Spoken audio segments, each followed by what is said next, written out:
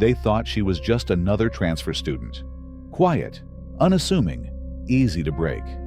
They were wrong, dead wrong.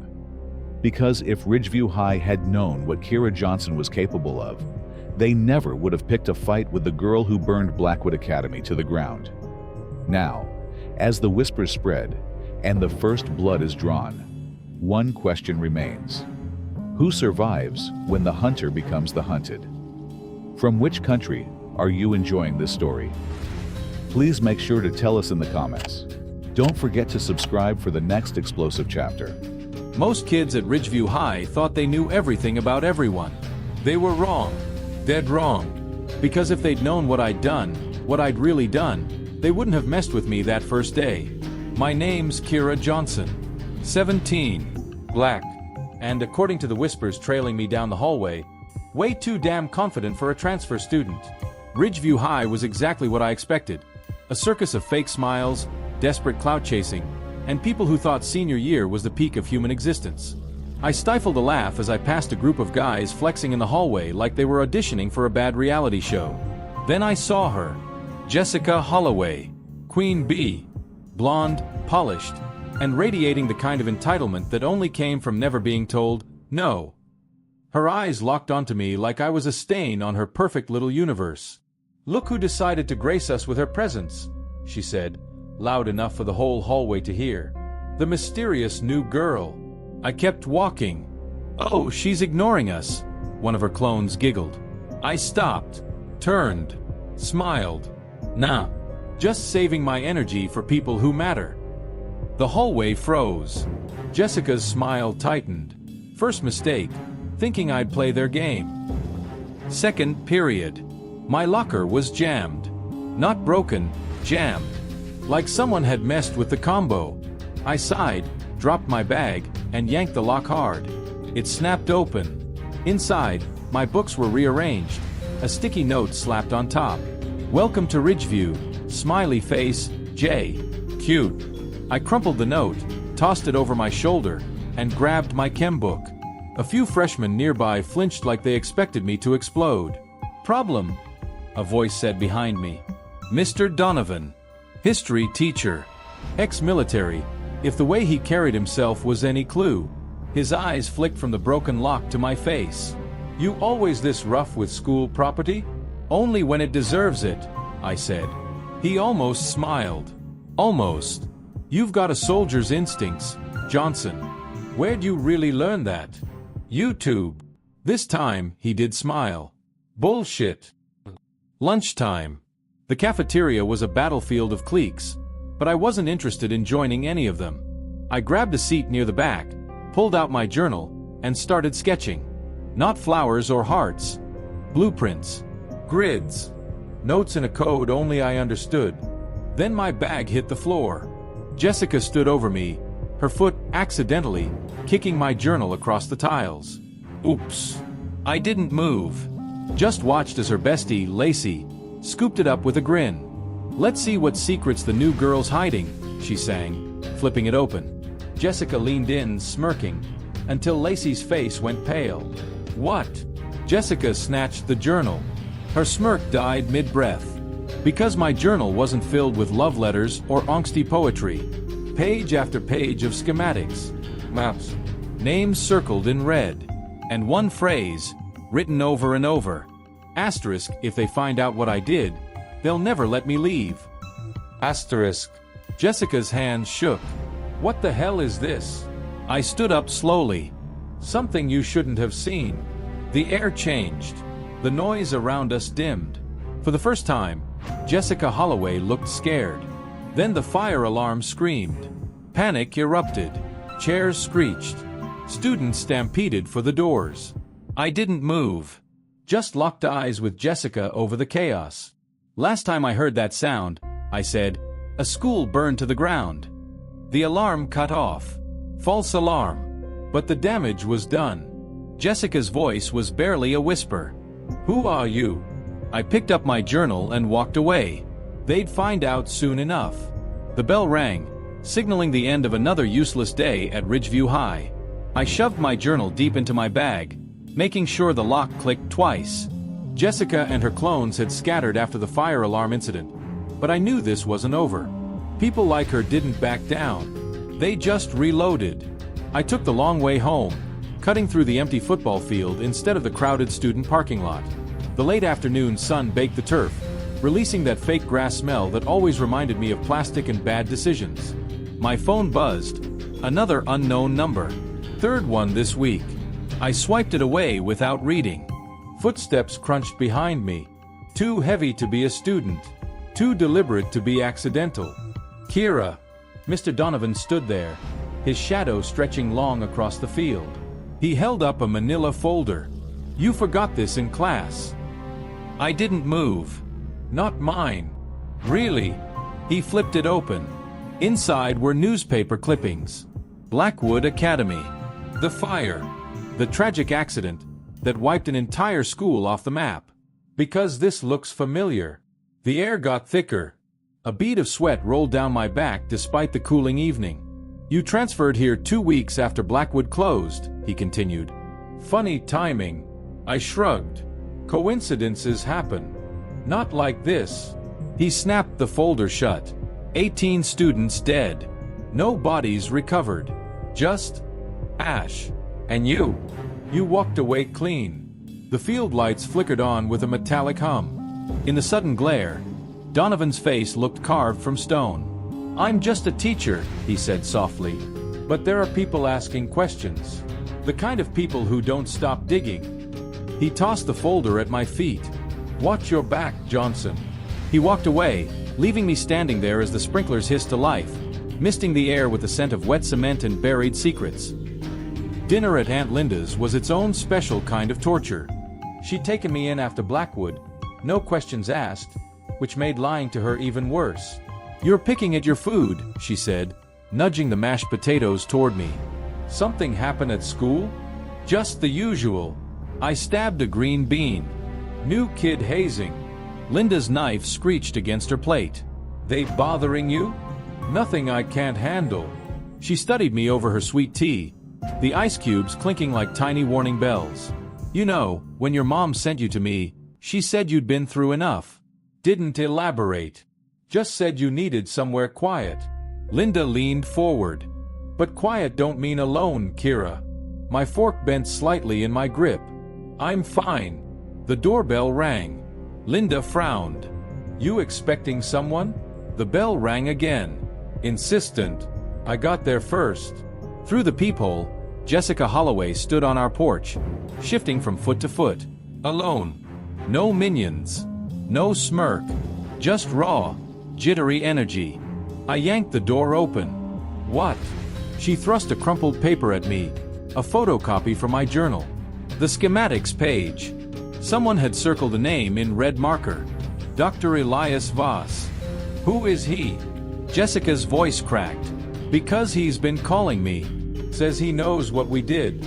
Says. She swallowed hard. He says Blackwood wasn't an accident. The streetlight above us buzzed, casting her face in flickering shadows.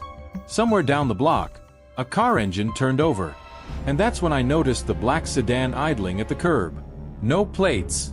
Darkened windows. Engine running. Jessica followed my gaze. Oh God, they followed me here. The sedan's headlights flared to life. I grabbed Jessica's wrist and yanked her inside just as the first bullet shattered the porch light.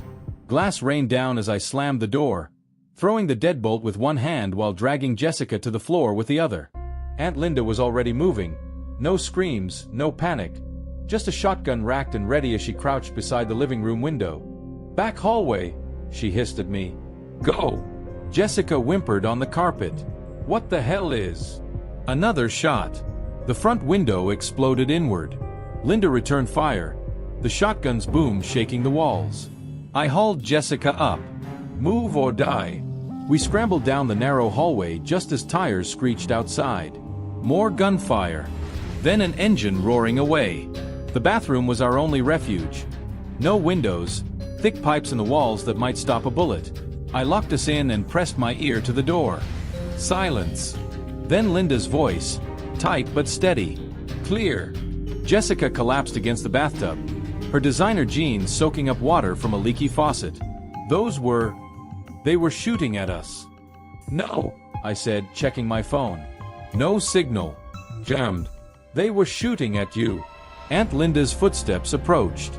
Kira, talk. I met her eyes. Blackwood's not done with me.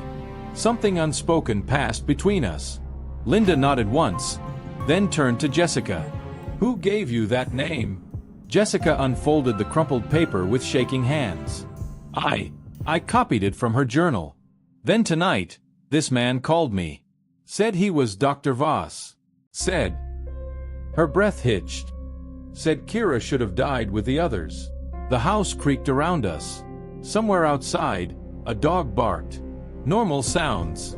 Wrong context. Linda took the shotgun apart with practiced ease. We need to disappear. Now. Wait. Jessica grabbed my arm. What happened at Blackwood? Really? The bathroom light flickered.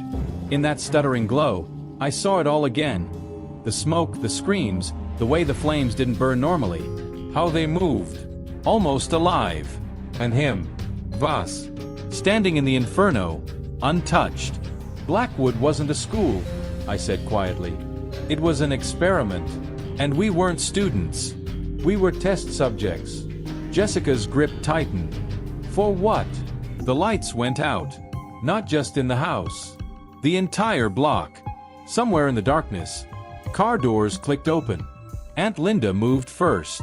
Her flashlight beam cut through the blackness, revealing the shotgun reassembled and ready. Basement. Now. Jessica froze. But I shoved her toward the hallway. They're coming. We stumbled through the dark, Linda leading with military precision. The basement door creaked open, revealing steep wooden stairs. The air smelled of damp concrete and stored memories. Christmas decorations, old photo albums. Normal things. The first kick hit the front door. Linda didn't flinch. Down. We descended just as wood splintered upstairs. Heavy boots on hardwood. At least 3, maybe 4. Moving fast. The basement had one advantage. Only one entrance. Linda positioned herself at the foot of the stairs. Shotgun raised. Kira. The panel. I knew what she meant. The false wall behind the water heater. Our emergency exit. Jessica watched with wide eyes as I pried it open, revealing a narrow tunnel. You have a secret passage? Not a passage, Linda muttered. A rabbit hole. Gunfire erupted upstairs. Glass shattered. Then a voice, calm, cultured, utterly out of place in the chaos. Kira. We only want to talk. Voss. My hands shook as I pulled Jessica toward the tunnel. Don't listen. His voice. It does things. Linda cocked the shotgun. Go. Another kick. Closer now. I dragged Jessica into the tunnel just as the first man came downstairs. Linda fired. The blast echoed like thunder. Then silence. Jessica whimpered. Is she? Move. I pushed her forward. The tunnel smelled of earth and rust, the walls barely wider than our shoulders. Somewhere ahead, a faint glow promised escape. Behind us, a new sound. Something scraping against concrete. Something not human. Jessica heard it too. What is that? I didn't answer. Just ran. The thing followed. Fast. The tunnel ended at a drainage grate overlooking the river. I kicked it open, and we tumbled out into the night, gasping. The city lights reflected on the water, beautiful and indifferent. Jessica collapsed on the bank. We left her. We left your aunt. Linda can handle herself. I checked my phone. Still no signal. We need to keep moving. But what was that thing? Back there. Jessica's voice cracked. It sounded wrong. I pulled her up.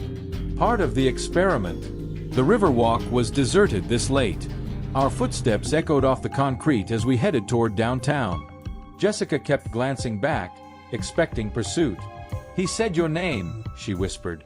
That man Voss. He said, Kira knows what she stole. I stiffened. The device. The one I'd taken from Blackwood's lab. The reason the fire started. A siren wailed in the distance. Not for us, just the normal chaos of the city. But it set my nerves on edge. Jessica stopped walking. I deserve to know what I'm mixed up in. The river lapped at the shore. Somewhere, a fish broke the surface. Normal things. Blackwood Academy was a front, I said finally.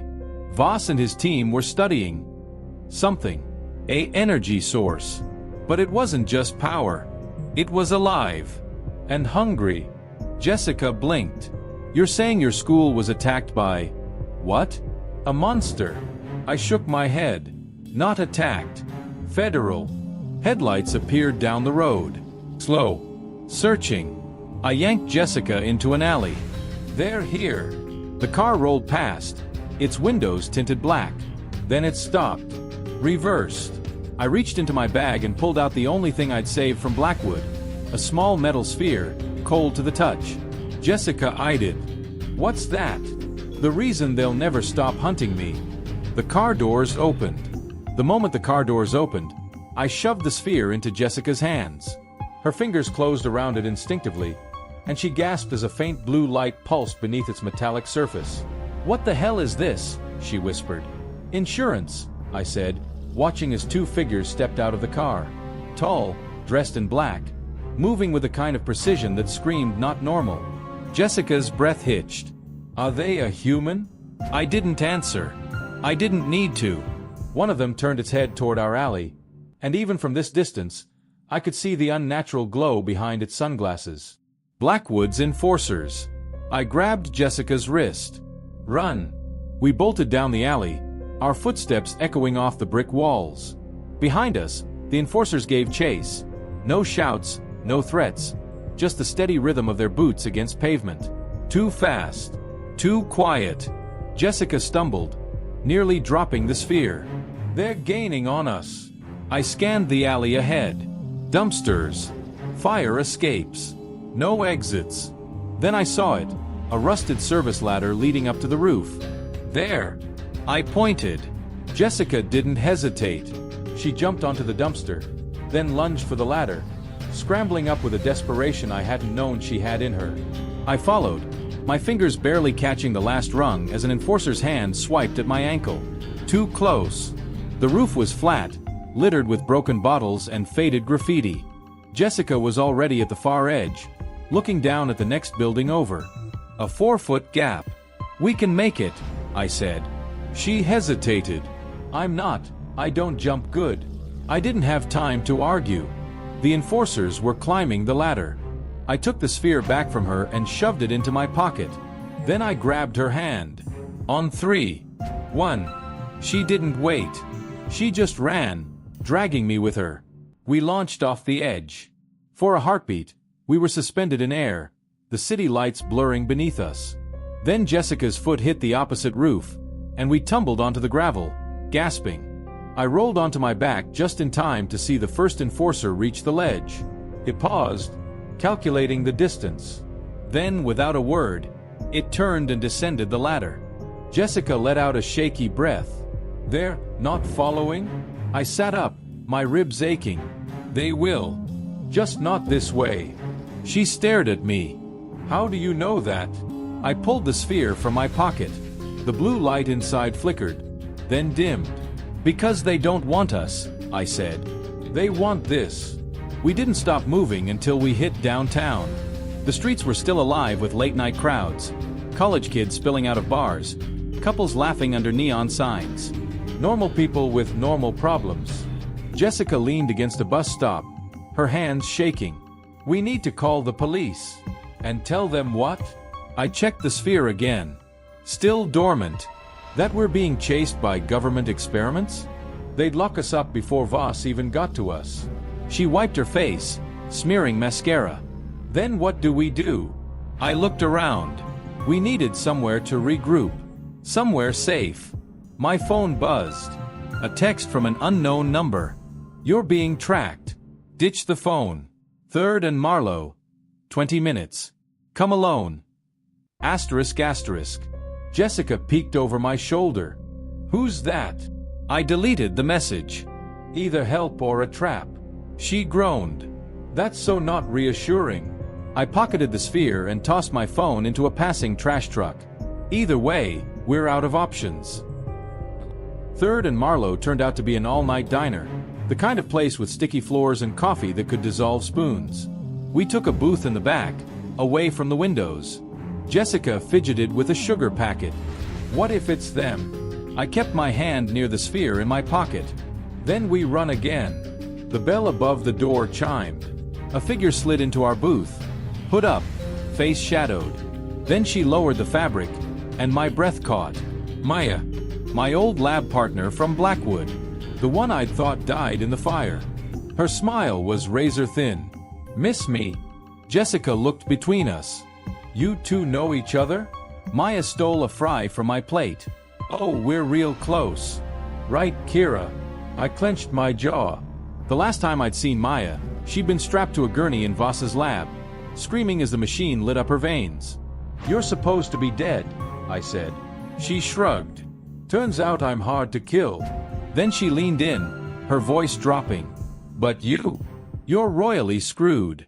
Voss has eyes everywhere now, and he really wants his toy back. Her gaze flicked to my pocket, where the sphere was hidden. Jessica tensed.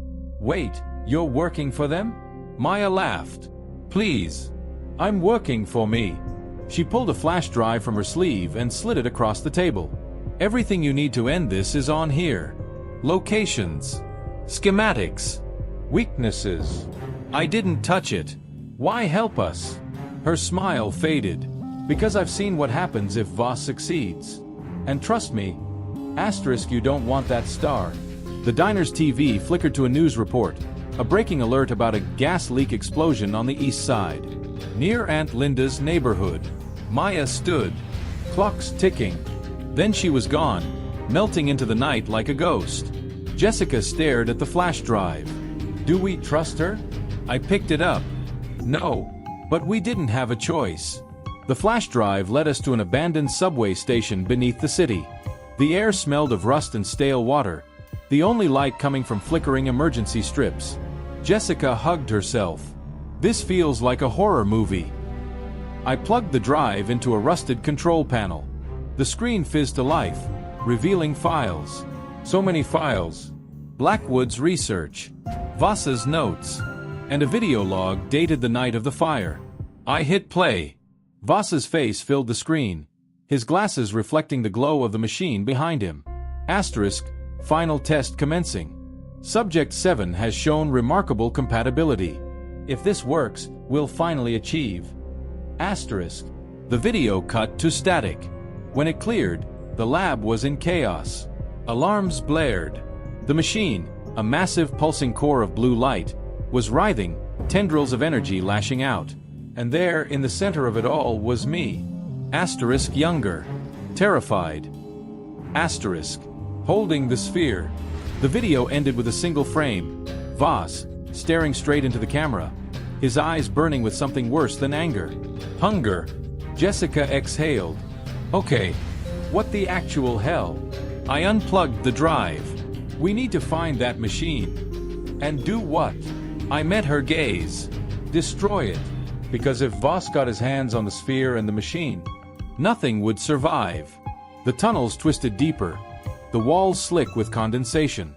According to Maya's files, Voss had relocated his operation underground after Blackwood burned. Jessica's phone flashlight wavered. How far down does this go?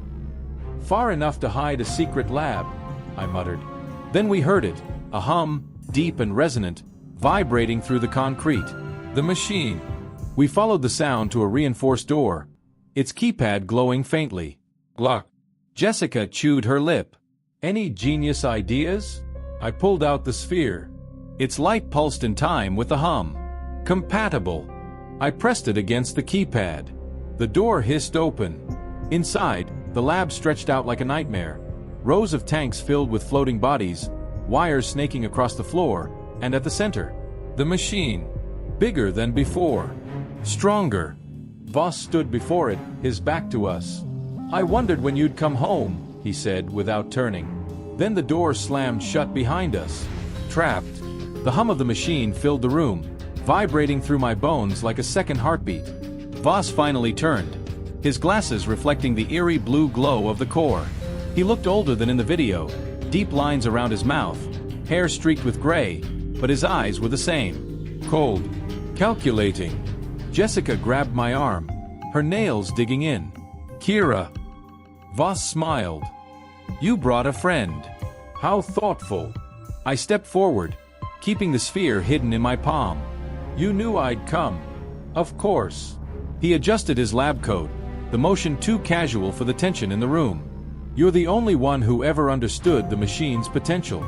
The only one it ever chose. Behind him, the core pulsed, tendrils of light lashing out like living things. It was bigger than I remembered. More unstable. The tanks lining the walls held shadowy figures, their faces obscured by masks feeding them a steady stream of that same blue energy. Test subjects. Just like we'd been. Jessica's breath hitched. Are those people? Voss followed her gaze. Volunteers. Mostly. His smile didn't reach his eyes. The weak don't survive the bonding process, of course. But the strong. He gestured to the machine. They become something more. A flicker of movement caught my eye. One of the tanks, near the back. The figure inside stirred, their hand pressing against the glass. Alive. I tightened my grip on the sphere. What do you want, Voss? He sighed, like I was a disappointing student. I want what you stole, Kira. The stabilizer core. His gaze dropped to my hidden hand. I know you have it. The sphere burned in my palm, its light leaking between my fingers. Jessica saw it too. Her eyes widened in warning. Voss took a step closer. Give it to me, and I'll let your friend leave. No harm done. A lie. I knew it. Jessica knew it. The figure in the tank slammed their hand against the glass. Thud. Voss didn't flinch. Thud. Jessica jumped. Thud. The glass cracked. Voss finally turned, irritation flashing across his face. Enough. He pulled a device from his pocket and pressed a button. The tanks hissed, blue liquid draining as the subjects inside went limp. All except one. The figure in the cracked tank moved, their fingers prying at the fracture. Voss frowned. That's not possible. The tank exploded. Shards of glass rained down as the figure collapsed onto the floor. A girl, maybe 16, her skin glowing with faint blue veins. She gasped, clawing at the mask on her face. Then she looked up and screamed. The sound wasn't human. It was raw energy, a shockwave that shattered the remaining tanks and sent equipment flying. Voss staggered back, his glasses slipping. Jessica grabbed my arm. Asterisk, what is that? Asterisk. The girl's head snapped toward us. Her eyes were pure blue light, and she was hungry. Chaos erupted. The girl, no, the thing wearing her skin, lunged at the nearest tank, tearing the unconscious subject free. Blue light flared as it fed, draining the energy from the body like a vampire. Voss was already moving, typing frantically on a control panel. Containment breach. Initiate protocol. The thing was on him before he could finish. Jessica yanked me backward. Asterisk, we need to go. Asterisk, but I couldn't look away. Voss fought, his hands glowing with the same blue energy as he tried to repel the creature. It wasn't enough. The thing absorbed his power, growing stronger with every second. The sphere in my hand burned hotter. The machine's core pulsed wildly, its light fluctuating between blue and an ominous red. Warning alarms blared. Jessica pulled me toward the door. Asterisk now, Kira. Asterisk. I stumbled after her, my eyes still locked on Voss. For a split second, his gaze met mine. Not pleading, not scared. Furious. Then the thing wrapped its hands around his head and pulled. Jessica shoved me through the door just as the explosion hit. The blast threw us down the corridor, heat licking at our backs. The door sealed behind us with a hiss, but the walls still trembled. Jessica coughed, her face streaked with soot. What the hell was that? I looked at the sphere. Its light was erratic now, pulsing in time with the machine's dying screams. A mistake, I whispered. Then the screaming started. Not from the lab. From above. Jessica paled. It got out. The lights flickered. Somewhere in the distance, metal groaned. And then, silence. Too quiet. Too still. I stood, pulling Jessica up with me. We need to move. But a scrape echoed down the tunnel. Something was coming. And it wasn't alone. We ran. The tunnels twisted like a maze, the emergency lights casting long shadows that moved when we weren't looking. Every corner felt like a trap, every sound like death creeping closer. Jessica's breath came in ragged gasps. Where are we even going? Up, I said. We need to get to the surface. A pipe burst overhead, spraying steaming water across the corridor. The sphere in my hand flared, its light cutting through the mist. For a second, I thought I saw figures in the fog, shapes moving just out of sight. Then the screaming started again. Closer this time. Jessica froze. That's people. Above us, the city was waking up to a nightmare. Sirens wailed. Car alarms blared. And beneath it all, that same hungry scream.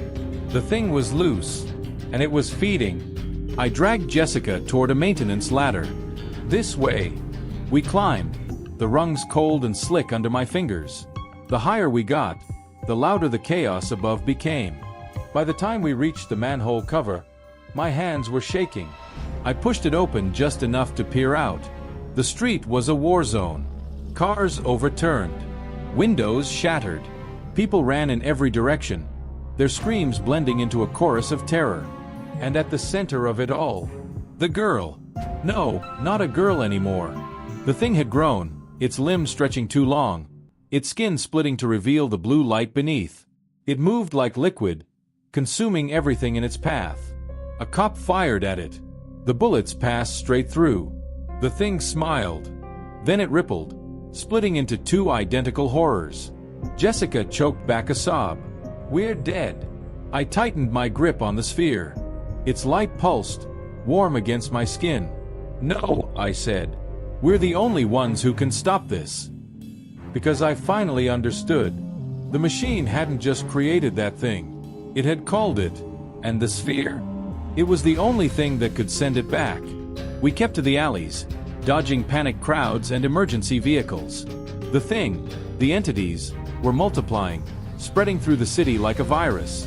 Jessica wiped blood from a cut on her forehead. How do we stop something that splits when you shoot it? I studied the sphere. Its light was steadier now, almost like it was reacting to the creatures. We don't fight them, I said. We cut them off from their source. The machine. I nodded. It's still active underground. That's why they're getting stronger. A crash echoed from the next street over, followed by another scream. Closer this time. Jessica swallowed hard. So we go back. We go back. She looked at me, really looked at me, for the first time since this started. You know we'll probably die, right? I met her gaze. Yeah. She took a deep breath. Then she grabbed a pipe from the rubble. Then let's make it count. We turned toward the tunnel entrance. Just as one of the creatures stepped into our path. This close, I could see its face. Still half human, frozen in a silent scream. Its mouth opened too wide, revealing a void of blue light. The sphere burned in my hand. The creature hissed. Then it lunged. Jessica swung the pipe. It passed straight through the creature's chest, doing nothing but pissing it off. The thing backhanded her into a dumpster. Jessica! She groaned, clutching her ribs. Yeah, that didn't work. The creature turned to me, its head tilting like a curious predator. The sphere's light reflected in its hollow eyes. It wanted it. I tightened my grip. Not happening. The creature moved, and the world exploded in blue fire. A shockwave hit it mid-lunge, sending it crashing into a brick wall. The air smelled like ozone and burnt sugar. Maya stepped out of the smoke, her hands crackling with energy. Took you long enough. Jessica gaped. What the? Maya didn't let her finish. She grabbed us both and shoved us toward the tunnel. Run. Now. The creature was already reforming, its body knitting back together. We didn't wait to see it finish. The tunnel was worse than we'd left it. Walls scorched, wires dangling like vines. The deeper we went, the hotter the air became. Maya's hand still glowed, lighting our way. The machine's going critical. We have maybe 10 minutes before it takes out the whole block. Jessica coughed. And the things. If we shut it down, they'll vanish. No energy source, no monsters. I looked at Maya. You knew this would happen. She didn't deny it. I knew Voss was playing with fire. I didn't know he'd burn the whole world down. The lab door came into view, or what was left of it. The metal was warped, glowing red-hot at the edges. Inside, the machine pulsed like a dying star. Maya stopped. This is where I bail. Jessica grabbed her arm. What? You can't just. Maya shook her off. I'm not like you, Jessica. I'm like them. She held up her hand, letting the energy dance across her skin. If I go in there, the machine will claim me too. I stared at her. You were a test subject. Asterisk the first asterisk, she corrected. Then she pushed me toward the door. Now go. And don't drop that damn sphere. The creature's scream echoed down the tunnel. Closer. Maya turned to face it, her hands lighting up. Go. We went. The lab was unrecognizable. The machine's core had expanded, its tendrils lashing out like living wires. The remaining tanks were shattered, their occupants gone, either escaped or consumed. Voss's body lay near the control panel, his face frozen in horror. Jessica gagged. Oh God! I stepped over him, focusing on the machine. The sphere in my hand was practically vibrating now, its light so bright it hurt to look at. Jessica grabbed my shoulder. What's the plan? I took a deep breath. I need to get to the core. That's suicide. I showed her the sphere. Not if this works. Outside, Maya's energy flared, then cut off abruptly. The creatures were coming. Jessica looked from me to the machine, then cursed. Fine. But I'm not watching you die. She grabbed a broken pipe and turned toward the door. Hurry up. I didn't waste time. The core burned hotter as I approached, its light blinding. The sphere's pulse matched its rhythm, faster and faster until I couldn't tell where one ended and the other began. I raised it, my hand shaking. Then I pushed. The world went white.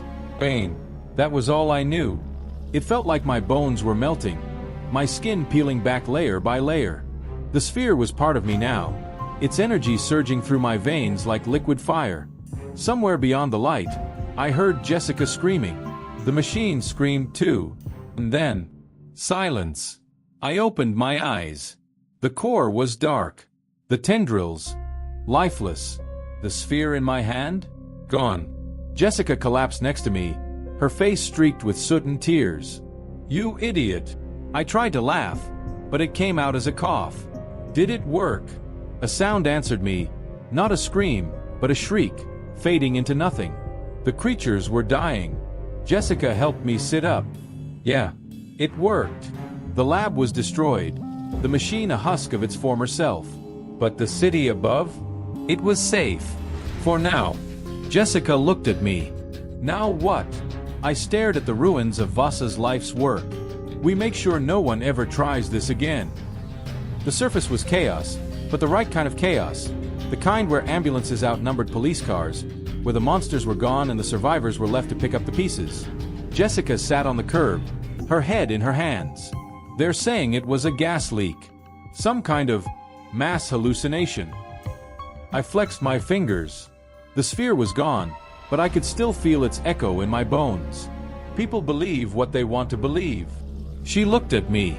And what do you believe? I thought about Blackwood, about Voss, about the thing that had worn that girl's face. I believe we got lucky, I said. A shadow fell over us. Maya stood there, her hood up, her hands tucked in her pockets. No glow. No energy. Just a girl. Jessica tensed. You're alive. Maya shrugged. Told you I'm hard to kill. She nodded to me. You did good, Kira. I studied her. What now? She smiled, a real one, for the first time since I'd known her. Now, we disappear. Then she was gone, blending into the crowd like she'd never been there at all. Jessica exhaled. We're keeping an eye on her, right? I stood, offering her a hand. Yeah, we are. Because this wasn't over. It was just the beginning. The hospital lights buzzed overhead, too bright against my tired eyes. They'd forced us into the ER for observation, along with dozens of other survivors from the so-called gas explosion.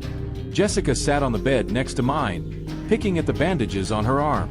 "They're not asking questions," she muttered. I followed her gaze to the cops at the nurses' station. They weren't interviewing people, just collecting names. Too many injured, too much chaos. Standard disaster protocol. Means someone higher up is handling it, I said. Jessica's fingers stilled. The people Voss worked for. A nurse pulled back our curtain without warning, her clipboard clutched tight. "Kira Johnson?" I tensed. "Yeah, you're being discharged." She didn't meet my eyes. "Both of you. There's a car waiting out back." Jessica shot me a look. "Trap." I slid off the bed, my muscles protesting. "Who sent it?" The nurse's pen tapped against her clipboard. "Too fast. Nervous." They didn't say. The hallway outside was crowded with gurneys and crying families. No one paid attention as we followed the nurse past the triage area, through a set of swinging doors marked staff only. The back exit opened to an empty parking lot. No ambulances. No people. Just a black SUV idling near the dumpsters. Jessica grabbed my wrist. "We should run." The SUV's window rolled down. A familiar face peered out. "Mr. Donovan." "Get in," he said. "Unless you want to explain to Homeland Security why you were at ground zero of a classified incident." The SUV smelled like coffee and gun oil. Donovan drove without speaking, his eyes flicking to the rearview mirror every few seconds, watching for tails. Jessica leaned close to me. "You trust him?" I watched the city blur past. "No." Donovan snorted. "Smart girl." He took a sharp turn into an underground garage. The doors closed behind us with a final thud. The facility was all white walls and fluorescent lights, sterile, like a lab. My skin prickled. Too much like Blackwood. Donovan led us to a conference room where two men in suits waited. The taller one stood. Kira Johnson. Jessica Holloway. His smile didn't reach his eyes. "We have questions."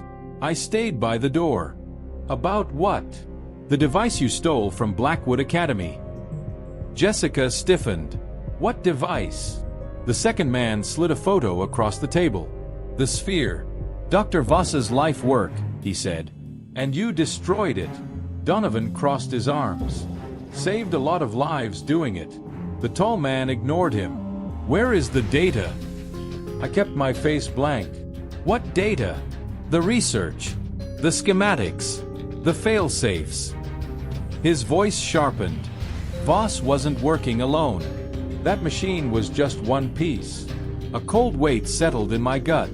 More machines. More experiments. Jessica's knee bumped mine under the table. A silent question. I met the man's stare. "It's gone." He leaned forward. "Then you're useless to us." Donovan cleared his throat. "Sir, take them home." The man stood, his chair scraping loud in the quiet room. "We'll be in touch." Donovan dropped us at Jessica's penthouse. Her parents were out of town, their security system easy to bypass. She collapsed on the couch, groaning. Those guys were not government. I checked the windows. No tails. Yet. Private contractors. Cleanup crew. For what? The mess Voss left behind. I pulled the flash drive from my pocket, the one Maya had given us. And whatever else they're hiding. Jessica sat up. "You still have that?" I plugged it into her laptop. "Only copy." The files loaded slowly. Schematics. Locations. And one video, labeled Project Phoenix.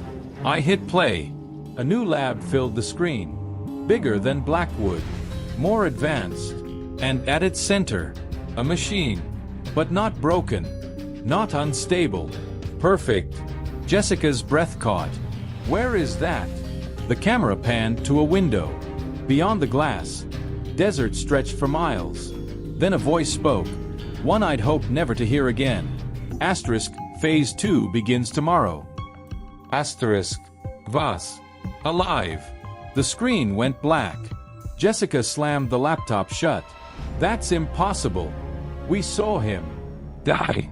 I shook my head. We saw something happen to him. Doesn't mean it's stuck. She paced the length of her penthouse, heels clicking against marble. Okay. So evil scientist isn't dead. His monster machine has a twin.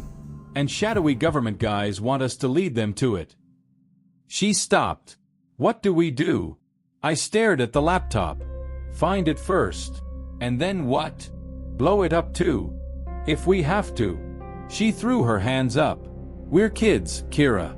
Not some kind of superhero squad. I thought of the sphere. Of the way it had burned in my hand. Like it was made for me. We're the only ones who know how to stop this, I said quietly. Jessica opened her mouth. Then froze. Her security system beeped. Asterisk front door. Unlocked. Asterisk. We weren't alone. Jessica grabbed a fire poker. I palmed a steak knife from her kitchen. The footsteps were quiet. Deliberate.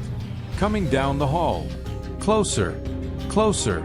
The door swung open. Maya stood there, her hoodie splattered with what looked like blood. We need to go. Jessica lowered the poker. Asterisk, what the hell? Asterisk. Maya's gaze locked onto the laptop. You saw it. The new facility. I tightened my grip on the knife. How'd you find us? Tracker in the flash drive. She wiped her face, smearing red. Doesn't matter. They're coming. Who? The cleanup crew. She spat the words. They've been watching you since the hospital. They're 5 minutes out. Jessica looked at me. Do we believe her? Maya's hand sparked. Just for a second. A warning. Believe whatever you want. But if you want to live, move. Sirens wailed in the distance. Too close.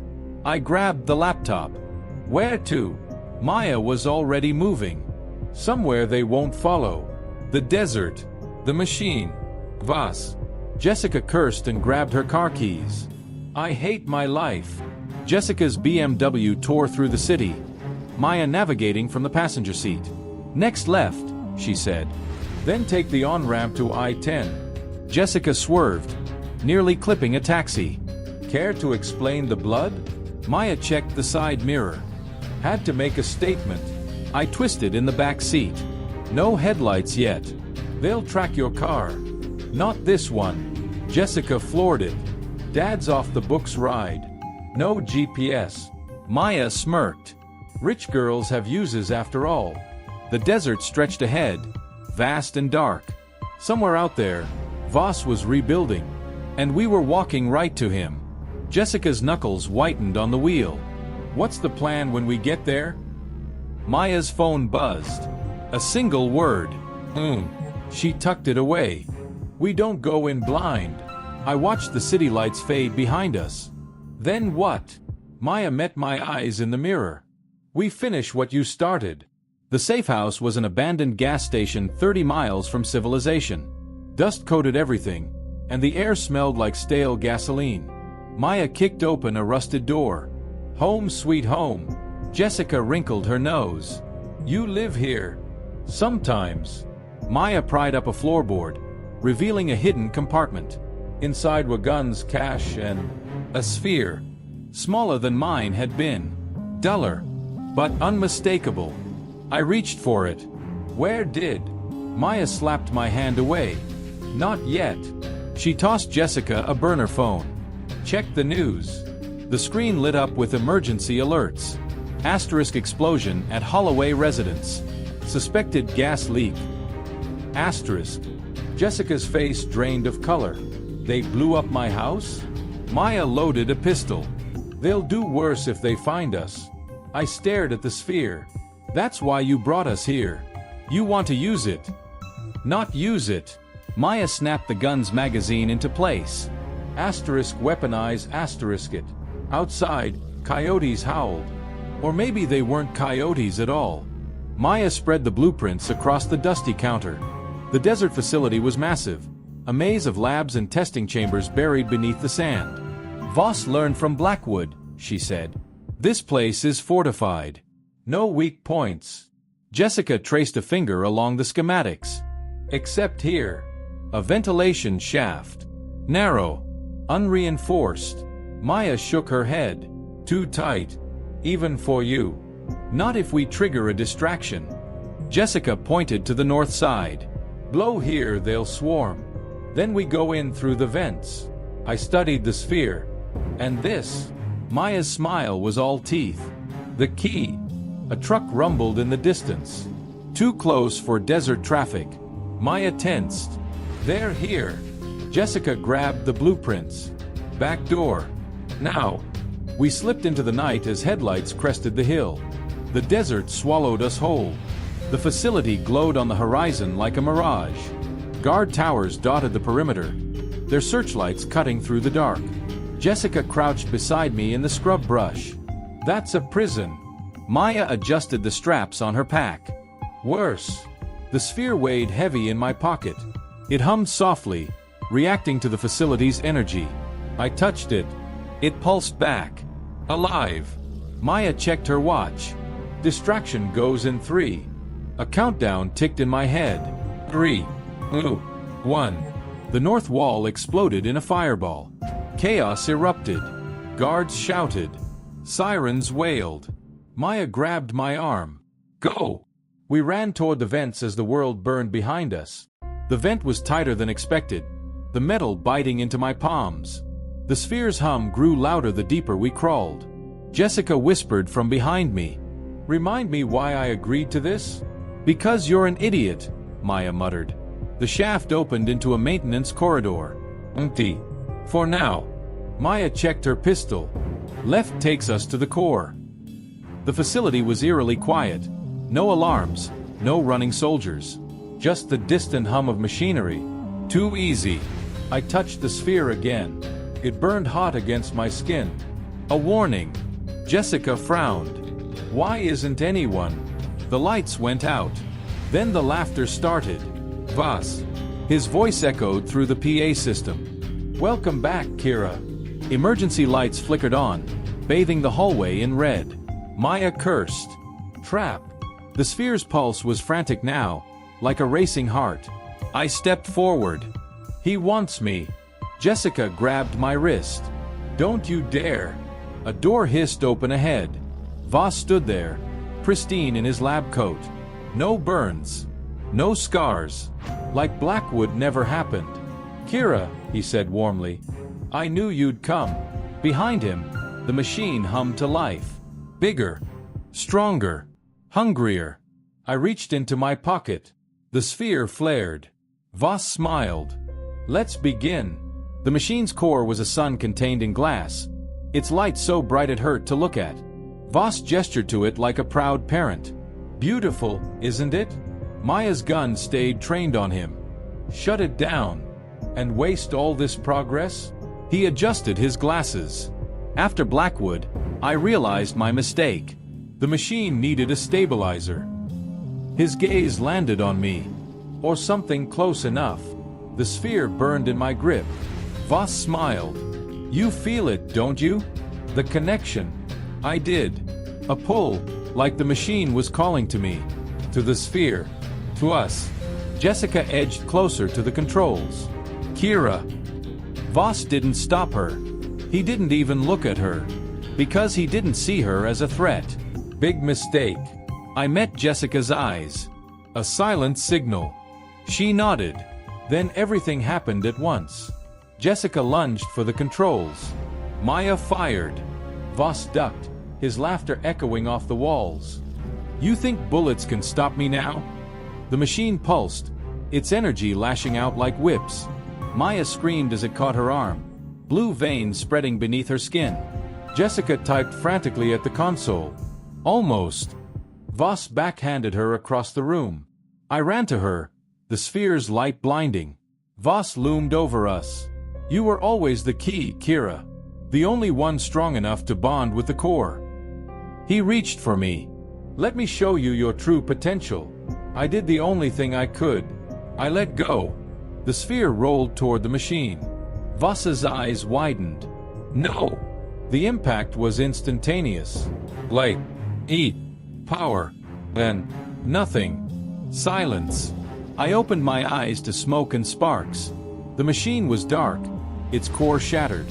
Voss lay motionless nearby, his glasses cracked. Jessica groaned, pushing herself up. Did we win? Maya clutched her burned arm. For now. I stood, my legs shaky. The sphere was gone, absorbed or destroyed, I couldn't tell. But the machine, dead.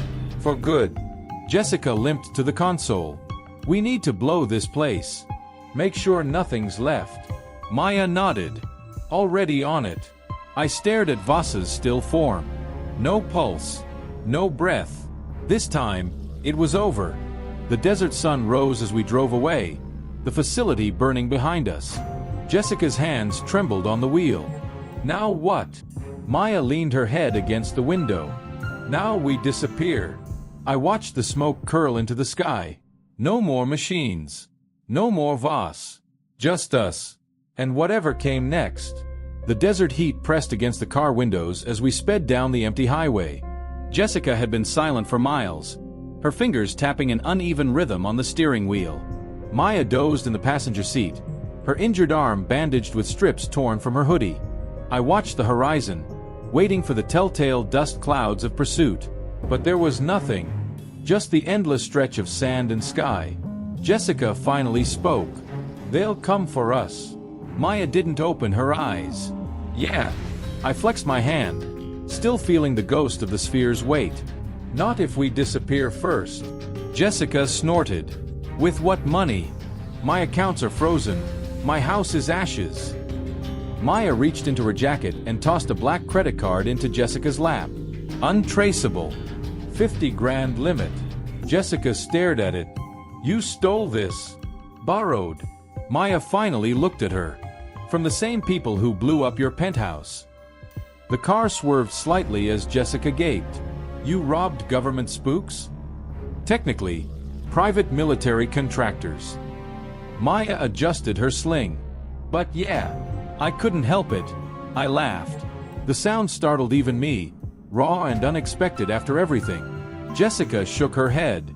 We're all going to prison. Maya turned to watch the burning facility shrink in the distance. Only if they catch us. The road ahead was empty. For now. The motel was the kind of place that rented by the hour, its neon sign flickering vacancy in the twilight. The clerk didn't blink at our disheveled appearance or Maya's blood-stained sleeve. Just took Maya's cash and slid a key across the counter. Room 7 smelled like mildew and cigarette smoke. Jessica collapsed onto one of the double beds, groaning. I never thought I'd miss my 1,000 thread count sheets. Maya checked the window before drawing the curtains. Sleep. We move at dawn. I sat on the edge of the other bed, the springs creaking. Where? East. She peeled back her bandage, wincing at the angry blue veins spiderwebbing from the burn. We need to find others like us.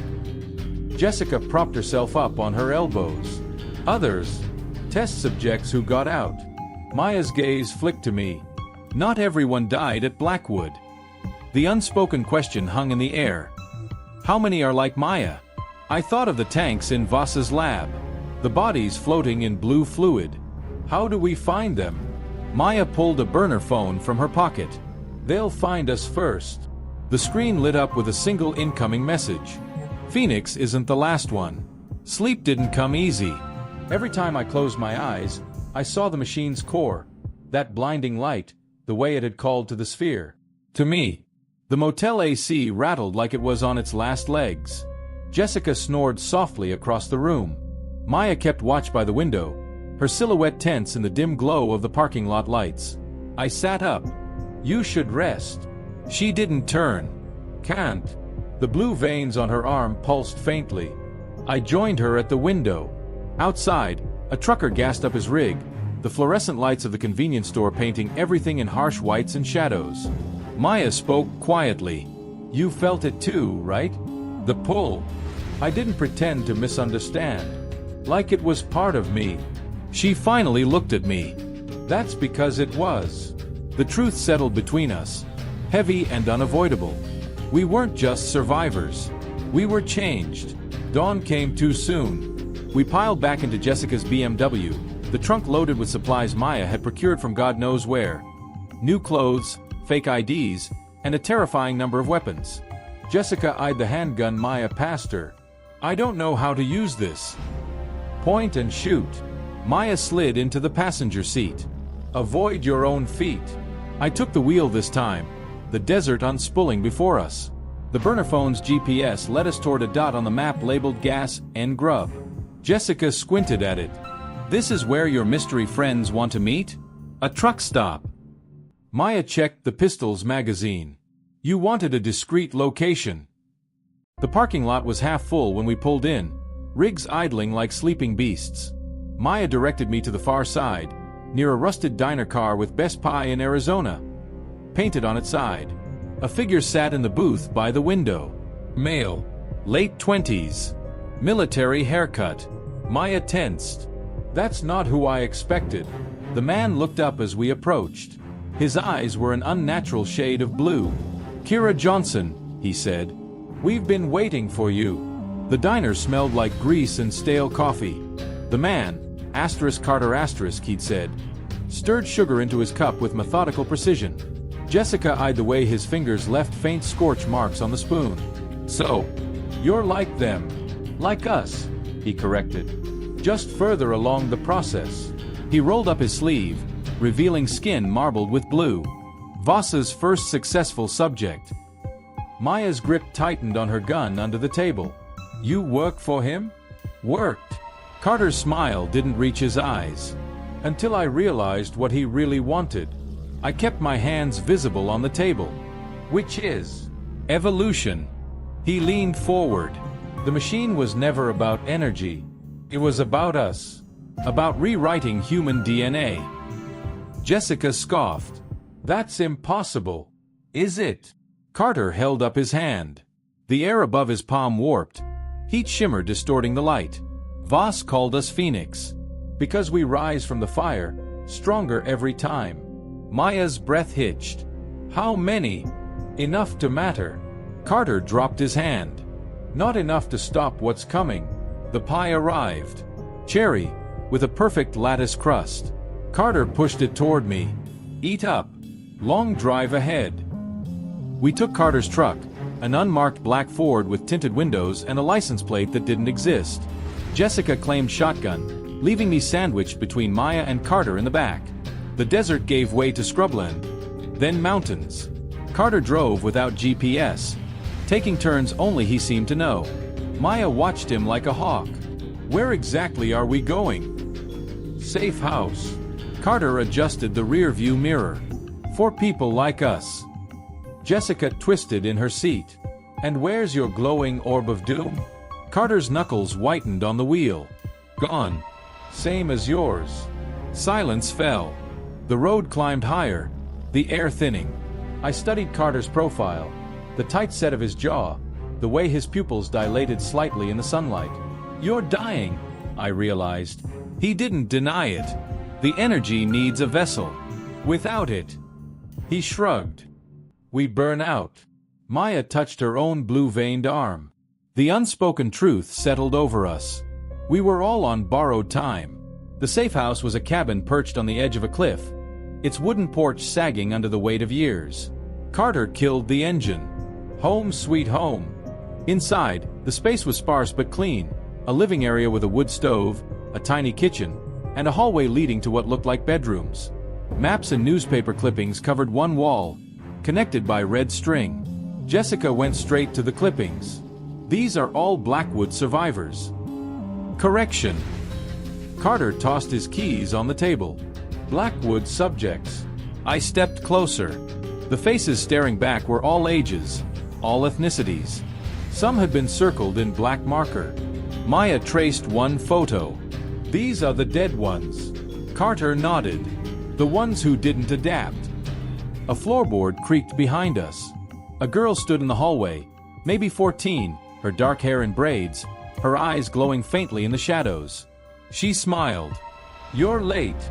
The girl, Lena led us to the kitchen, where a pot of something savory simmered on the stove. She moved with an odd grace, like her feet didn't quite touch the ground. Jessica eyed her warily. "You're one of them too?" "One of us," Lena corrected, stirring the pot. "Youngest survivor. 12 when Voss took me." Maya leaned against the counter. "How many are here?" "Enough." Carter accepted a bowl from Lena. "We find them. We protect them." I studied the maps. Locations across the country marked with pushpins. "From who?" "Who do you think?" Carter set his bowl down with a thunk. "The people who want to finish Voss's work." Lena handed me a steaming bowl. The scent made my stomach growl. Real food after days of gas station snacks. Jessica blew on a spoonful. "So what's the plan? Hide forever?" Carter's gaze locked onto mine. "No." The realization hit me like a physical blow. They weren't hiding. They were recruiting. And I was their newest weapon. Night fell fast in the mountains. Lena showed us to a bunk room. 4 narrow beds, neatly made. Jessica collapsed onto one. I called bottom. Maya took first watch, stationing herself by the window. I lay awake, listening to the wind howl outside. The sphere's absence ached like a missing limb. A floorboard creaked. Lena stood by my bed, her braids gleaming in the moonlight. "You dream about it too, don't you?" I didn't have to ask what she meant. "Every night. The machine calls to us." She touched my wrist, her fingers cool. "The stronger you are, the louder it screams." A shiver ran down my spine. "Is that why Carter brought me here?" Lena's glow brightened slightly. "He thinks you can hear the others." "Others? The lost ones." Her voice dropped to a whisper. "The ones the machine still holds." Footsteps in the hall. Lena vanished like smoke, leaving me staring at the empty space where she'd stood. Maya turned from the window. "You okay?" I flexed my hand, remembering the sphere's weight. "No." Breakfast was eggs and bacon, cooked by a hulking man named Derek who didn't speak, just nodded at us and kept flipping pancakes. His left arm was entirely blue-veined, the skin almost translucent. Carter spread a new map across the table. "We have a lead." Jessica peered at it. "On what?" "Another facility." He tapped a location in Colorado. "Smaller than Phoenix. More secretive." Maya crossed her arms. "You want to hit it. I want to burn it." Carter's eyes glowed faintly. "Before they make more of us." Lena brought me a mug of coffee. "You'll help." Not a question. Fact. I sipped the coffee. Bitter. No sugar. "Why me?" Carter finally smiled. "Because you're the only one who's ever destroyed one of their machines." The weight of their expectations settled over me. Jessica groaned. "We're really doing this again?" Derek slid a towering stack of pancakes onto her plate. She sighed. "Fine. But I want a real gun this time." The plan was simple. 1. Infiltrate the Colorado facility. 2.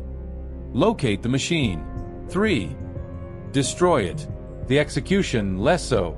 Carter walked us through blueprints in the cabin's war room. Smaller staff than Phoenix, but more security. Motion sensors. Armed patrols. Jessica traced a ventilation shaft on the schematic. "Same play as last time?" "Won't work." Carter pulled up a security feed on his laptop. A live view of the facility's exterior. "They've adapted." The footage showed guards with odd, glowing rifles. Maya tensed. "Energy weapons. Designed to neutralize our abilities." Carter closed the laptop. "Which is why we go in quiet." Lena handed me a small device. A pulse emitter, similar to the sphere but cruder. "You'll need this." It hummed in my palm, a faint echo of what I'd lost. Carter shouldered a pack. "We leave in an hour." Jessica groaned. "I hate hiking." The Colorado woods were thick with pine, the air sharp with resin. We hiked single file, Carter leading with eerie certainty. Lena walked beside me, her glow dimmed to near invisibility. "You feel it, don't you?" I didn't have to ask what she meant. The pull had grown stronger with every mile, a thread tugging me toward the facility, toward the machine. Jessica wiped sweat from her brow. "Remind me why we couldn't just drive?" "Perimeter sensors. Maya muttered. Keep up. Carter raised a fist. We froze. Through the trees, the facility rose. A concrete bunker half buried in the mountain.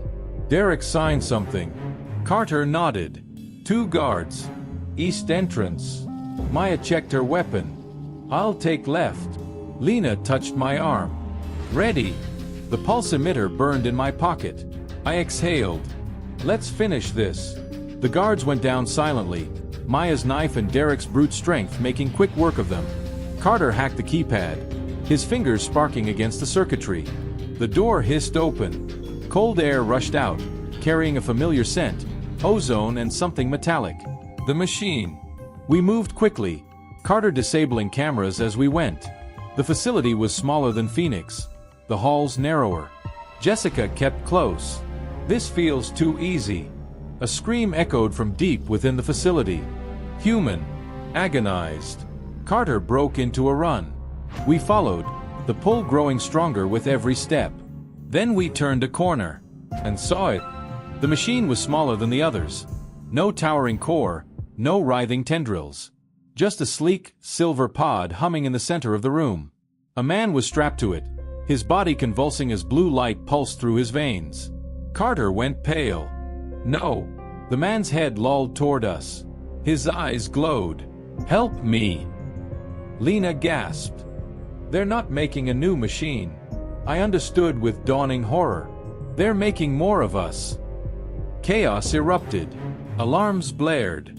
Guards poured in. Maya and Derek returned fire, but the energy weapons cut through our defenses like paper.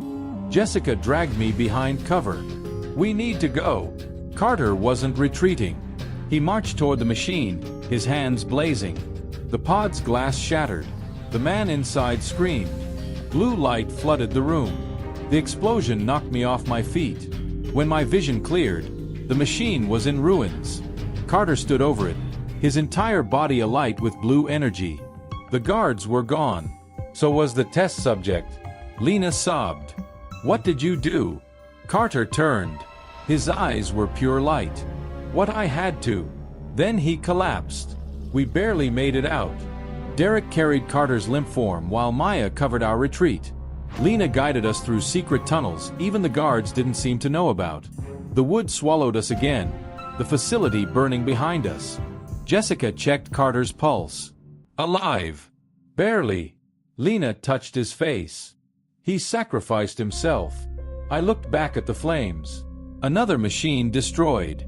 Another battle won. But the war. The war was just beginning. The cabin was quiet when we returned. Carter survived, but the blue veins now covered most of his body. He slept fitfully, his fevered dreams full of whispers none of us could hear.